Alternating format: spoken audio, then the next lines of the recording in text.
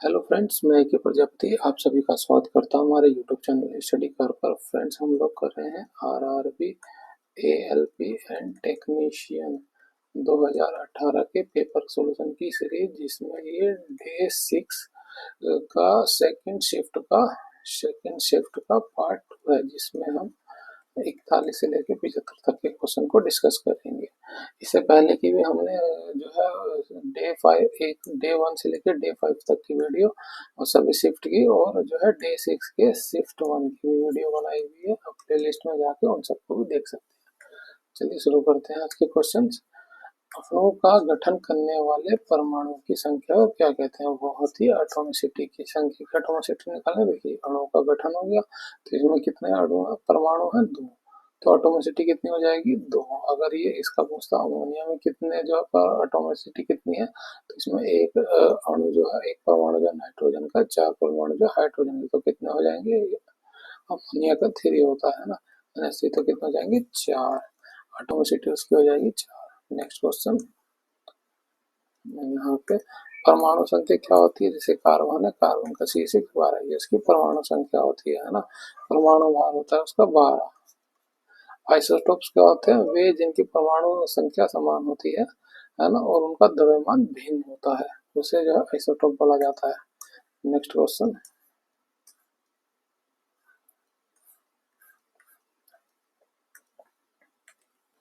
दिए गए प्रश्न का पर विचार करें और निर्णय लें कि प्रश्न का उत्तर देने के लिए निम्न में से कौन सा कथन पर्याप्त है। पी क्यू आर के लिए कोड क्या है? वक्तव्य क्या है? A B C B C D को दर्शाता है, डी ई एफ जी को दर्शाता है। अच्छा, तो पी क्यू आर के लिए कोड मिल जाएगा हमें। देखिए, ए जो है बी को दिखा रहा है, बी सी को दिखा रहा है, सी डी को दिखा रहा है। एक एक स्टेप आगे बढ़ रहा है ना, तो पी क्यू आर है तो एक एक स्टेप बढ़ा देंगे हम इसमें भी, तो क्या हो जाएगा? क्यू आर एस हो जाएगा। तो यहाँ से हमें इसका कोड मिल रहा है, तो हमारा ऑप्शन करेक्ट हो जाएगा। यहाँ एल एम एन ओ को दर्शाता है, पी क्यू आर को दर्शाता है। यहाँ पे भी वही हो रहा है, एक एक स्टेप बढ़ता जा रहा है ना। तो जो है इसमें से भी हमारा निकल के आ जाएगा ऑप्शन वो। तो हमारा ये स्टेटमेंट भी सफिशिएंट है और ये स्टेटमेंट भी सफिशिएंट, दोनों इंडिविजुअली है ना, इंडिविजुअली सफिशिएंट है। तो हमारा आंसर क्या हो जाएगा? दिए गए प्रश्न का उत्तर देने के लिए या तो एक या दो पर्याप्त है, दोनों अकेले ही पर्याप्त है। नेक्स्ट क्वेश्चन, ये सब दिया गया, उसको ये बनाया गया, इसको क्या बनाएंगे? देखिए, जे को इसे उल्टा कर दिया है, यू एम को इधर, बी को इधर, यू को इधर, जस्ट उल्टा करके लिख दिया गया। तो इसको भी हम उल्टा करके लिख देंगे। देखिए, उल्टा करके लिखेंगे तो आएगा के सी ए जे पी। के सी ए जे पी चेक कर लेते हैं। के सी ए जे नहीं आया, कैंसिल। के सी ए जे पी, उसके बाद क्या आएगा? आई एच एस, ये हमारा कौन हो गया? ये हमारा ऑप्शन 2 करेक्ट हो जाएगा। नेक्स्ट क्वेश्चन,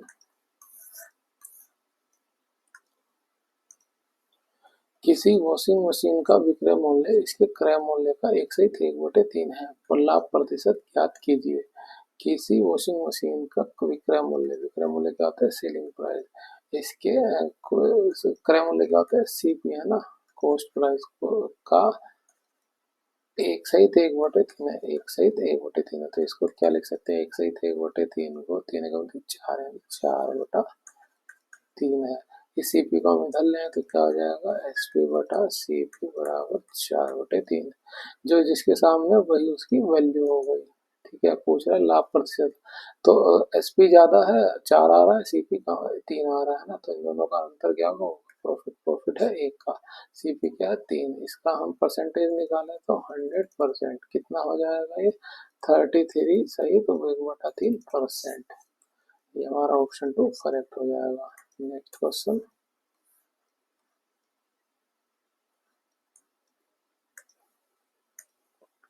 20 न्यूटन का एक बल एक वस्तु को 2 मीटर विस्थापित कर देता है, 20 जूल कार्य करता है।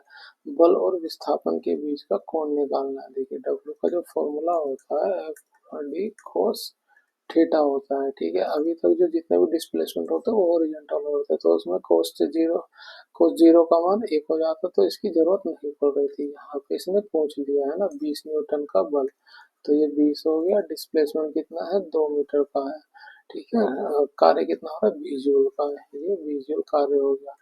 पूछ कह रहा है कोस थीटा की वैल्यू पूछ रहा है, तो 20 से 20 चला जाएगा तो यहाँ 1 बचेगा और ये 2 नीचे आ जाएगा 1/2। ये कोस थीटा में 1/2 का मान किसका होता है, वो होता है कोस 60 का मान। तो यहाँ से थीटा का मान क्या आ गया, थीटा बराबर आ गया 60। ऑप्शन 1 हमारा करेक्ट हो जाएगा। नेक्स्ट क्वेश्चन,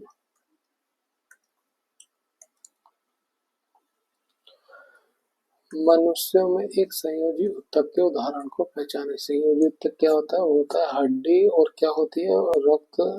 रक्त संयोजी ऊतक है, और क्या है, स्किन है ना, त्वचा। त्वचा एक संयोजी ऊतक है। उपस्थि एक संयोजी ऊतक है, और क्या है, वो है लसिका। लसिका ये भी एक संयोजी ऊतक है, इसको भी आप याद रखें। नेक्स्ट क्वेश्चन, कार्बन के उपयोग द्वारा अपचयन करके निम्न धातुओं में से किसको प्राप्त नहीं किया जा सकता है, वह सोडियम का है ना। सोडियम कार्बन से ज्यादा ऑक्सीजन से रिएक्टेबल होता है, और जो है लोहा, तांबा, जस्ता, ये सब जो है अयस्क में, इनके अयस्क में जो कार्बन होता है। ठीक है। नेक्स्ट क्वेश्चन, एक ट्रेन 140 मीटर लंबे प्लेटफॉर्म को 15 सेकंड में और 180 मीटर लंबे प्लेटफॉर्म को 17 सेकंड में पार कर लेती, ट्रेन की रफ्तार क्या होगी। देखो, इसको डिफरेंशिएट मेथड से भी कर सकते हैं ना। ये प्लेटफॉर्म है एक, जिसकी लंबाई है 40 मीटर, 140 मीटर, इसको पार करने में लग रहा है 15 सेकंड का समय। और वही दूसरा प्लेटफॉर्म है जिसकी लंबाई है 180 मीटर की, इसको पार करने में लग रहा है 17 सेकंड का।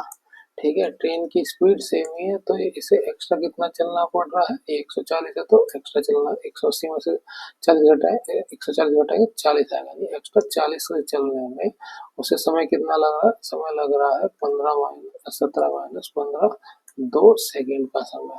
तो ये इसकी डिस्टेंस हो गई, ये स्पीड हो गई। यहाँ से वेलोसिटी निकल आएगी 40/2। यह हमारा वेलोसिटी 20 मीटर पर सेकंड है ना। ये मीटर में है या किलोमीटर में है, तो हम इसे कैसे करेंगे, 18/5 से गुणा कर देंगे। 5 से इसे काटेंगे, कितना जाएगा, 5 से 4 बार में 18 दूनी 36, 36 दूनी 72, ये हो गया 72 किलोमीटर प्रति घंटा। ऑप्शन क्या हो जाएगा हमारा, ऑप्शन 4 हमारा करेक्ट हो जाएगा। देखिए, डिफरेंशिएट मेथड से किया तो कितना इजीली हमारा और कितना जल्दी हो गया। अगर हम इसे नॉर्मल तरीके से करें, आपके लिए करके दिखा देते हैं क्या होगा। देखिए, इस ट्रेन की खुद की भी लंबाई होगी, जो इसे क्रॉस कर रहा होगा उसको हम मान लेंगे एल। ठीक है। तो स्पीड कितनी है, पहले केस में हम जाते हैं कि जो है 15 सेकंड में पार कर दे रहा है, तो टोटल डिस्टेंस कितना करोड़ना पड़ रहा है, एक तो ट्रेन की लंबाई, दूसरा 140 है ना। स्पीड क्या है, वी है। तो एल प्लस 140 बटा उसे कर रहा है 15 सेकंड में। दूसरे केस में क्योंकि ट्रेन है, स्पीड बराबर ही होगी, तो दूसरा केस भी इसको इक्वलेंट कर लेते हैं ना। तो उसमें कितना चलना पड़ेगा, ट्रेन की लंबाई प्लस 180 मीटर ट्रेन की प्लेटफॉर्म की लेंथ, इसे पार करने में लग रहा है 17 सेकंड का समय। बस यहाँ से इसे क्रॉस मल्टीप्लाई करना है, तो ये हो जाएगा 17L प्लस 140 गुणा 17 बराबर क्या हो जाएगा, 15L प्लस 180 गुणा 15। यहाँ से हमें एल की वैल्यू निकल जाएगी, है ना। ये 15 को इधर ले आएंगे 17, तो ये कितना हो जाएगा 2L। इसको इधर ले जाएंगे तो माइनस का हो जाएगा 180 गुणा 15 माइनस 140 गुणा 17। यहाँ से देखिए 10 कॉमन आ जाएगा और आ जाएगा 2 कॉमन। ठीक है। 2 से भाग करें 9, 9 हो जाएगा ना, 9 गुणा 15 माइनस ये हो जाएगा 7, 7, 7 गुणा 17 है ना। 2 से ये 2 कट जाएगा, एल आएगा 10, अंदर में एक गुणा कर लेते हैं, इसकी कितना आ रहा है, 15 निमा 135, 17 की 7 से गुणा करें कितना हो जाएगा 119। इसको घटा दे तो कितना आएगा, ये आएगा 16। तो लेंथ कितनी होगी, 10 गुणा 16, 160 मीटर हमें मिली लेंथ। इसमें हम लेंथ को रख लेते हैं, वेलोसिटी निकल आएगी, वेलोसिटी 160 प्लस 140 बटा 15 इसको जोड़ें कितना आएगा, ये आएगा 300/15। काटेंगे 15 दूनी 30, ये आया 20 मीटर पर सेकंड। सेम वही फिर से हमें करना पड़ेगा, 20 × 18/5, ये 4 से जाएगा और फिर आएगा 72। देखिए नॉर्मल तरीके से करना है कितने ज़्यादा लंबे स्टेप चलने पड़ेंगे, जबकि हम उससे डिफरेंशिएट मेथड से कर लें तो इजीली हमें मात्र कुछ ही सेकंड में इसका आंसर मिल जाएगा। नेक्स्ट क्वेश्चन, बर्फ पानी पर तैरती है क्योंकि इसका घनत्व पानी की तुलना में कम होता है। बर्फ का घनत्व कितना होता है, पानी की तुलना में होता है 9/10। ये वाटर की तुलना में 9/10 होता है। ठीक है, नेक्स्ट क्वेश्चन,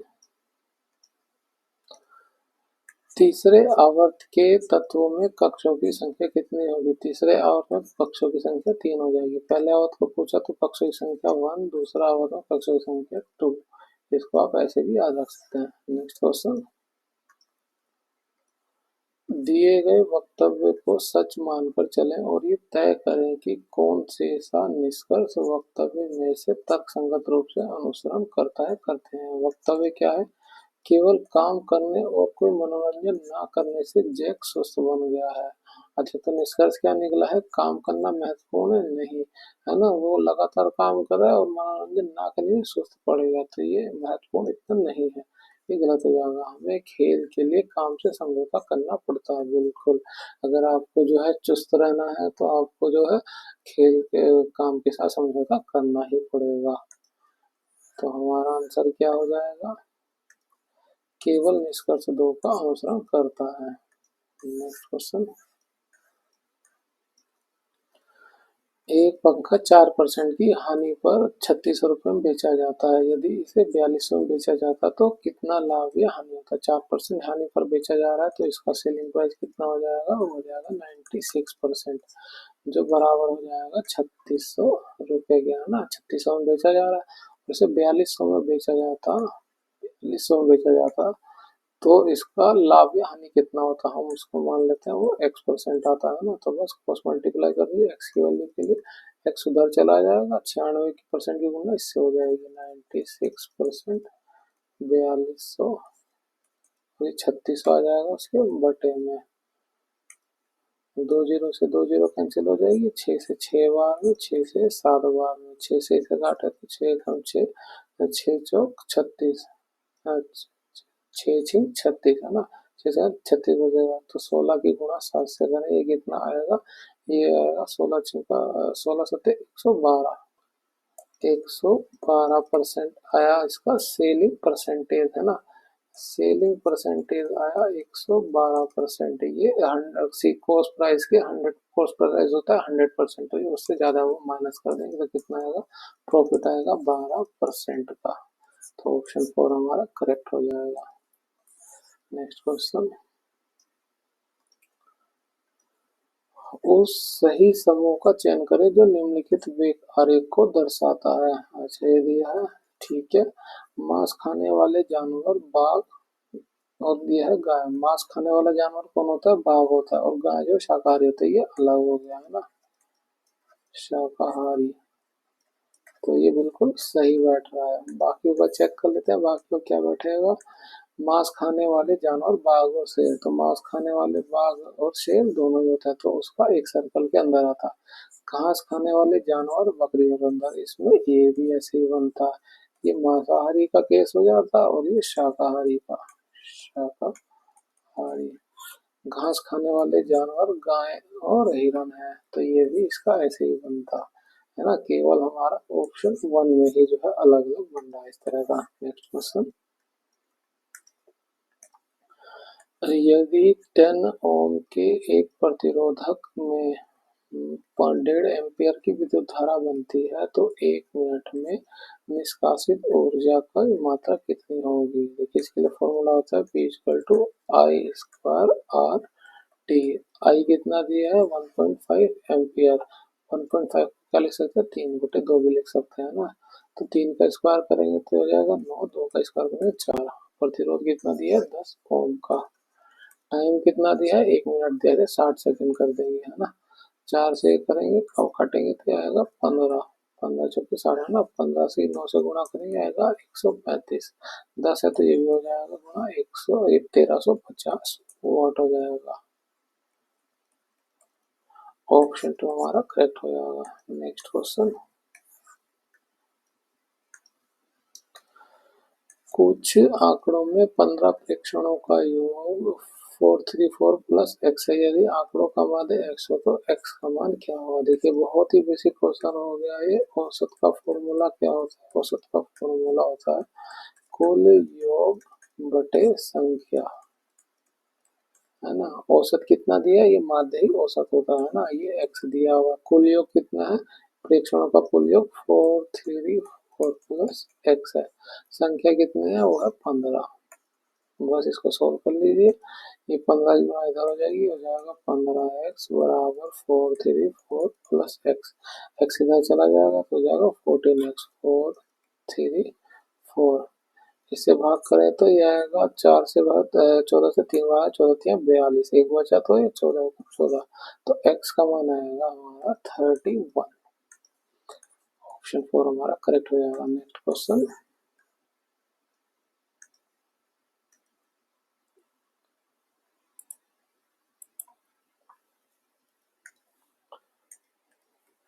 नीचे दिए गए अक्षर समूह की व्यवस्था में यदि पहले 10 और अंतिम 10 अक्षरों को आपस में इस प्रकार प्रतिस्थापित किया जाए कि पहला अक्षर अंतिम वाले अक्षर से, पहले को इधर कर दिया है और इधर इधर कर दिया, ठीक है।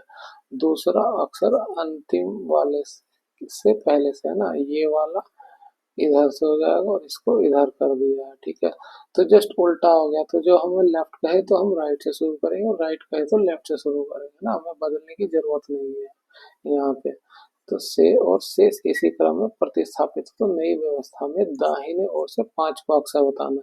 तो अगर कुछ नहीं चेंज करता तो दाहिने ओर से 5वां गिन लेते हैं, लेकिन उसने जो है इन सबको बदल दिया। तो हम दाहिना बोल रहा है तो हम बाएं ओर से शुरू करेंगे। 5वां, पहला दूसरा तीसरा चौथा पांचवा। पांचवा क्या हमारा ई आया, ये हमारा आंसर हो जाएगा। Option 4। Next question,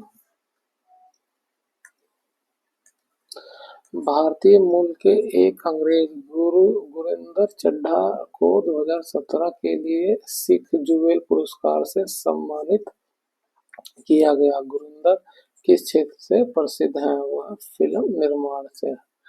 next question, sems 5,000 रुपए की धनराशि चक्रवर्ती ब्याज की 10% साधारण दर पर निवेश करता है। एन वर्षों के बाद सेम्स को 1,655 रुपए प्राप्त होते हैं। एन का मान कितना होगा, कितने साल में हो जाएगा, ये हमें पूछा। देखिए अगर हम टेबल बना के करें, है ना, हम 3 की टेबल बनाते हैं, अगर इससे ज्यादा जरूरत होगी तो हम उसे निकाल लेंगे।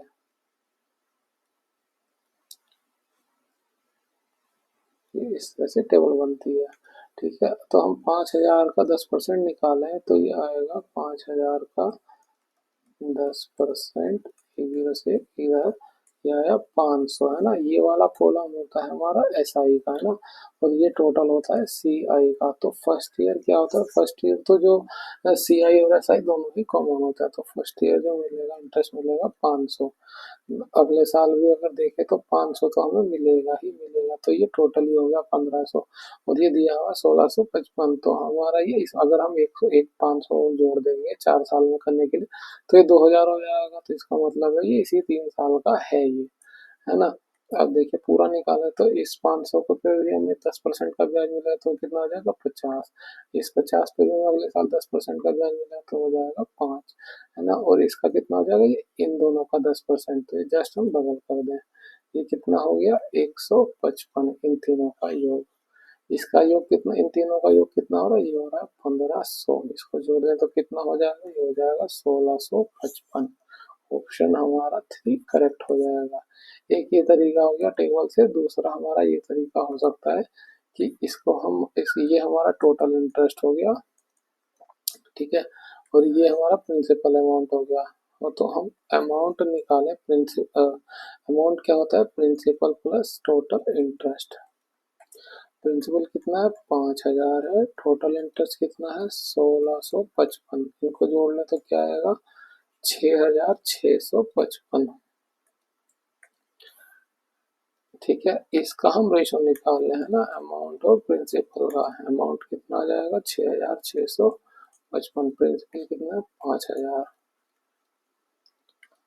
इसको 5 से भाग करें तो कट जाएगा कितना, 5 एकम 5 और 16 हो जाए 5 तिया 15, 1 हो जाए 5 तिया 15 और ये 1 और ये नीचे बचेगा 1,000। और देखिए ये जो है ये क्यूब है हमारा 10 का, ये 10 का क्यूब है और ये 11 का क्यूब है। ये जो क्यूब है यही हमारा नंबर ऑफ ईयर होता है। तो यहाँ हमारा नंबर ऑफ ईयर कितना हो जाएंगे, 3 साल। आप इस तरह से भी कर सकते हैं। नेक्स्ट क्वेश्चन,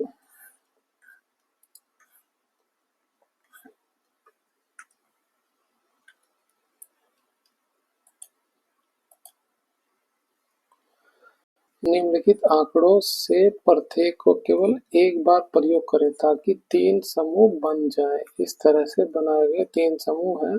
देखिए हाफ सर्कल है, एक हाफ सर्कल ही है, बाकी कोई हाफ सर्कल नहीं है, तो हम एक पूरा सर्कल ले लेते हैं। क्या बनेगा, 1 3 5 का गया। दूसरा समूह बनाते हैं, ट्रायंगल यहाँ है, ट्रायंगल यहाँ है, ट्रायंगल यहाँ है, तो ये हो जाएगा 2 6 8 का। तीसरा देखते हैं, ये 4 7 हो जाएगा, 4 7 और 9। बस ये ढूंढना है हमें, 1 3 5 2 6 8 4 7 9। 1 3 5 2 6 8 4 7 9, ऑप्शन 1 हमारा करेक्ट हो जाएगा। नेक्स्ट क्वेश्चन,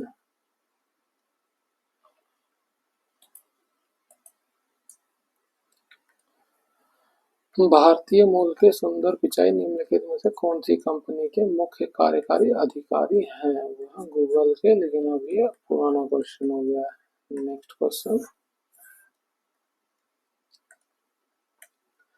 कक्षा में 42 छात्रों में नितिन का ऊपर से 23वां रैंक है, नीचे से उसका रैंक क्या होगा। देखिए रैंक निकालने से क्या होता है कि ये होती है कुल संख्या, कुल संख्या बराबर ऊपर से रैंक प्लस नीचे से रैंक -1। तो कुल संख्या कितनी है, 42 है, बराबर ऊपर से रैंक कितनी दी है 23, नीचे से पूछ रहा है -1। तो ये कितना हो जाएगा, ये हो जाएगा, इसको माइनस को इधर लेंगे 43 हो जाएगा और ये 23 को इधर लेंगे माइनस हो जाएगा, तो कितना हो जाएगा 20 हुआ, यानी कि नीचे से उसका स्थान है 20 हुआ। ऑप्शन थी हमारा करेक्ट हो जाएगा। नेक्स्ट क्वेश्चन,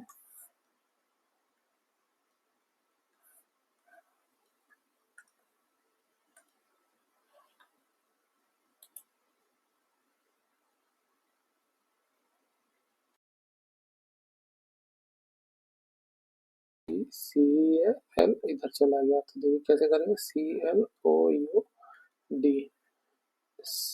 COULD, क्या रेश है हमारा, सी के सामने सी है, डी के सामने डी है, यू इधर आ गया, ओ इधर आ गया, एल इधर आ गया, तो हम इसमें भी यही करेंगे, SMILE। तो एस के सामने एस ही रहेगा, ई के सामने ई ही रहेगा, आई इधर आ जाएगा, एल इधर आ जाएगा, एम इधर आ जाएगा, ये एल है, आई एल एम, तो क्या हो गया SILME। SILME हमारा ऑप्शन 2 में करेक्ट हो रहा था, ये हमारा सी हो जाएगा, गलत दिया हुआ है। नेक्स्ट क्वेश्चन,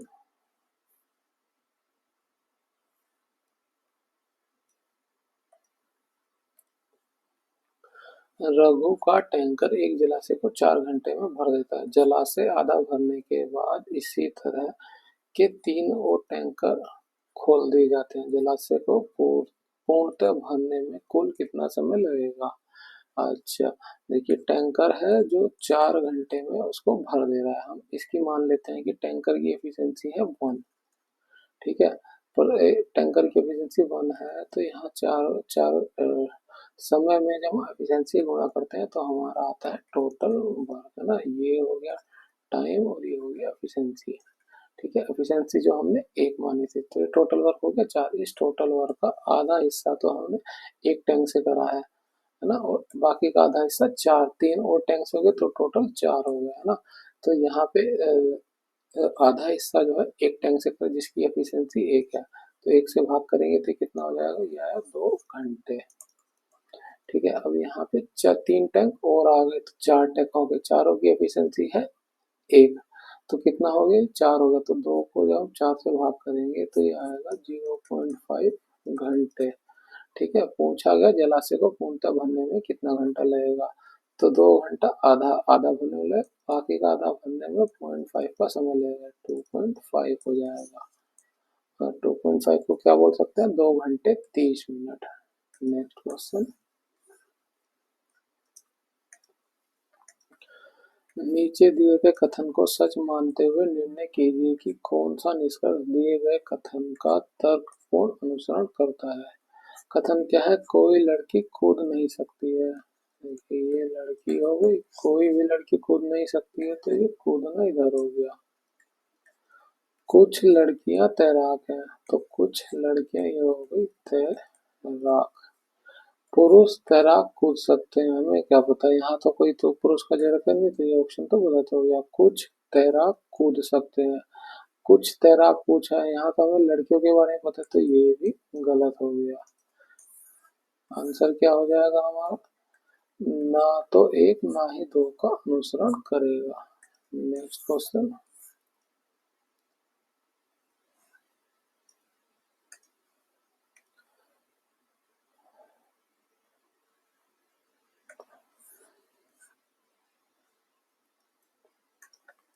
दिया गया ग्राफ मानव शरीर में खनिजों की मात्रा को दर्शाता है। दिए गए आंकड़ों के आधार पर मानव शरीर में पाए जाने वाले कैल्शियम और सोडियम का अनुपात क्या होगा। कैल्शियम कैल्शियम कितना है, यह है 40%। कैल्शियम हो गया 40%। और सोडियम सोडियम कितना है, वो है 8%। तो इनका अनुपात निकाल लेंगे, परसेंट से परसेंट कट जाएगा, ये 8 से 5 बार में चला जाता है, अनुपात क्या आएगा 5:1 का। ऑप्शन ऑप्शन हमारा 1 करेक्ट हो जाएगा, गलत दिया है 5:1। नेक्स्ट क्वेश्चन, समापन रेखा को पार करने के बाद भी एक धावक भागना जारी क्यों रखता है, वो होता है गति के जड़त्वता के उसे आगे बढ़ाती है ना। जड़त्व का नियम क्या कहता है, यदि कोई वस्तु गति अवस्था में है तो वो गतिमान अवस्था में रहेगी, और स्थिर अवस्था में है तो स्थिर अवस्था में रहेगी, जब तक उसमें कोई बाहरी बल ना लग रहा है ना। कोई अब रेसर भाग रहा है, वो इमीडिएटली रुक जाएगा तो गिर पड़ेगा, है ना। इसलिए उसकी जड़ता को उसे न्यूट्रलाइज करने के लिए थोड़ी देर आगे तक धीरे धीरे अपनी गति को कम करते हुए रुकता है। ठीक है, नेक्स्ट क्वेश्चन, किसी द्विघात समीकरण के दो मूल x बराबर 2/3 है और x बराबर -1/3 के रूप में दिए गए हैं, समीकरण को किस रूप में लिखा जा सकता है। देखिए हमें दो मूल हमें पता है, x का मान दिया 2/3 और 1/2, हम इसके डायरेक्ट यहाँ से ऑप्शन से भी निकाल सकते हैं, है ना। अब पहले भी आपको लेक्चर में बताया हुआ था, तो 2x-1 इसको क्या लिख सकते हैं, ये माइनस इधर जाएगा तो 1, 2 इसके नीचे आ जाएगा, ये 1/2 आ रहा है। x का मान यहाँ दिया हुआ है 2/3, है ना। और ये 1/2 है ना, ये दिया हुआ माइनस में, ये आ रहा है हमारा प्लस में, तो ये हमारा ऑप्शन गलत हो गया। इसको देखते हैं, इसको भी करेंगे तो ये भी हमारा प्लस में ही आएगा, तो ये भी गलत हो गया। इसको देखते हैं, तो ये प्लस का है तो ये उधर जाएगा तो माइनस का हो जाएगा, 2 इसके नीचे आ जाएगा, तो हमारा एक मान तो सही आ रहा है। इसको भी चेक करते हैं, ये जो है 2 उधर जाएगा तो प्लस का हो जाएगा, 2/3 हो जाएगा, तो हमारा ऑप्शन ये दोनों मैच हो रहा है, ऑप्शन 3 से। चौथा चेक कर लें, एक्स का मान आएगा माइनस में 1/2 और दूसरा आएगा माइनस में 2/3, हमारा दूसरा मान प्लस में ही था, तो हमारा ये आंसर भी गलत हो जाएगा, केवल ऑप्शन 3 हमारा राइट है। नेक्स्ट क्वेश्चन, आधुनिक आवर्त सारणी में एक टेढ़ी मेढ़ी रेखा किसे अलग करती है, वो घातों को अघातों से अलग करती है। ऑप्शन 4 हमारा करेक्ट हो जाएगा, घातों को अघातों से। नेक्स्ट क्वेश्चन, सबसे कठोर प्राकृतिक पदार्थ कौन सा है, वो है हीरा। प्राकृतिक पदार्थ कठोर। नेक्स्ट क्वेश्चन, उस विकल्प का चयन करें जो निम्नलिखित आकृति का सही दर्पण प्रतिबिंब बनाता है। दर्पण प्रतिबिंब कैसे बनेगा, ये जो है इस साइड आ जाएगा और ये इस तरह से बनेगा, ऐसे। ठीक है, ये ऐसे। चेक करते हैं हमारा ऑप्शन किसमें मैच हो रहा है। ये देखिए दो ही ऑप्शन इस तरह के आ रहे हैं जिसमें ये इस साइड तीन आ रहा है, बल्कि ये इस साइड है, ये इस साइड है, ये इस साइड है। ये गलत हो गया है ना। ये हमेशा सीधा ही बनेगा मिरर में भी, तो ये हमारा ऑप्शन हो सकता है, ये हो सकता है, ये तो कतई नहीं हो सकता। अब इसमें जो है मिरर इमेज में हमारा ये इस साइड बनेगा चोंच, है ना। इसमें किसमें बन रहा है, ये बन रहा है ऑप्शन ए में इस साइड चोंच, इसमें नहीं बन रहा है, गलत हो गया। तो हमारा ऑप्शन ए राइट हो जाएगा। नेक्स्ट क्वेश्चन,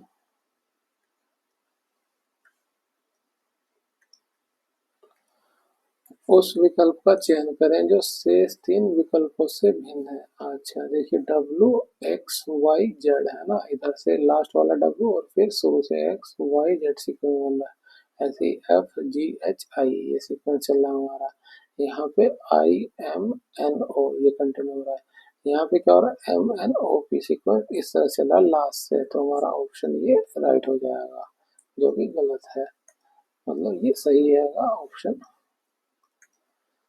दिए गए प्रश्न का विचार करें और निर्णय लें कि प्रश्न का उत्तर देने के लिए निम्न में से कौन सा कथन पर्याप्त है। दिए गए मास का 14वां दिन कौन सा है। 14वां दिन निकालना, महीने का अंतिम दिन रविवार है। अंतिम दिन रविवार से हमें कतई नहीं पता चलेगा, है ना, क्योंकि है ये नहीं पता कि वो कौन सा महीना है और उस महीने में कितने दिन है ना। जब तक यही नहीं पता होगा तो हम अंतिम दिन रविवार को कैसे ट्रेस करेंगे। महीना 28 का भी होता है, 29 का भी होता है, 30 का भी होता है, 31 का भी होता है। वो तो चार हो गए, तो हम कैसे निकाल लेंगे 14वां दिन कौन सा है।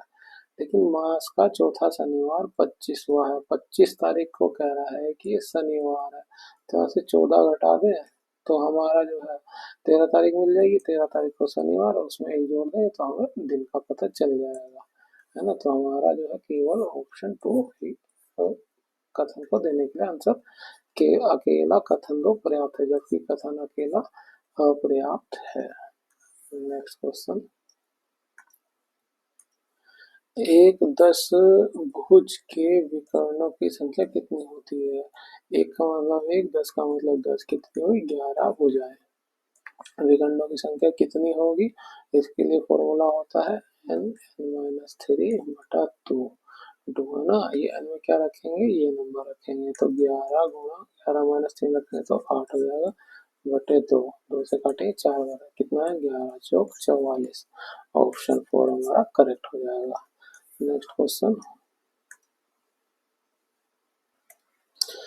जब सोडियम क्लोराइड के पानी में बने घोल के मध्य बिजली पारित होती है तो कौन सा उत्पाद बनता है। वो बनता है सोडियम हाइड्रोक्साइड, है ना। और देखिए क्या इक्वेशन बनती है, NaCl। NaCl क्या होता है, ये होता है न्यूट्रलाइज, और ये बनता है स्ट्रॉन्ग एसिड और स्ट्रॉन्ग बेस से। स्ट्रॉन्ग बेस क्या होता है, Na, स्ट्रॉन्ग एसिड HCl होता है, लेकिन HCl नहीं बनता है, हाइड्रोजन और क्लोरीन गैस को बनाता है।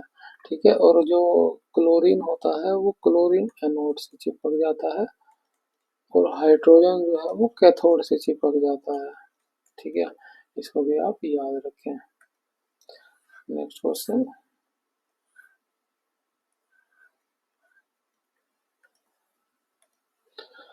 निम्नलिखित श्रृंखला में प्रश्न चिन्ह द्वारा दिए गए अनुसार दो पदें अनुपस्थित हैं। दिए गए विकल्पों में से अनुपस्थित पद का चयन करें। ये 10 से 13 हो रहा है +3 का, 13 से 16 हो रहा है +3 का, अगला भी +3 होगा, कितना हो जाएगा 19। अगला भी +3 करेंगे तो कितना हो जाएगा 21, और 19 में तो 3 जोड़ेंगे 22, और उसमें भी +3 करेंगे तो हमारा 25। तो हमारा ये सीक्वेंस बिल्कुल सही बैठ रहा है। तो वो नंबर क्या होंगे 19 और 22।